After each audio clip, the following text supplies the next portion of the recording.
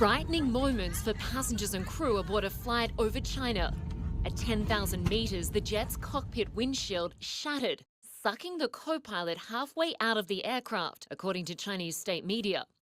Sichuan Airlines Flight 3U8633 was headed from the southern city of Chongqing to the capital of Tibet, Lhasa, when the Airbus A319 was forced to make an emergency landing. The co-pilot and a flight attendant suffered minor injuries.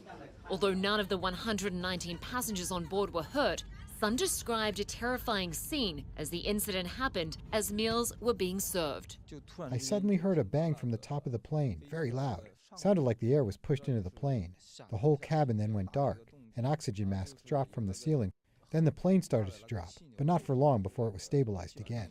Once they landed, the pilot and crew were greeted with flowers and applause and were praised by passengers for landing the plane safely.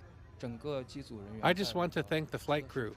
All of the crew members were very responsible during the incident, as well as after we landed. They all did what they needed to during the incident and told us a lot about the security measures.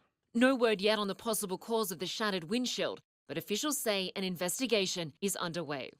CNN transportation analyst Mary Schiavo says a damaged plane windshield is more common than you might think. A cockpit window cracking is actually a weekly event on commercial flights, and if you include private aviation, it's probably a daily event when you look at the events all over the world. And usually, of course, it does not turn into this kind of a disaster because of the many layers that comprise an aircraft windscreen.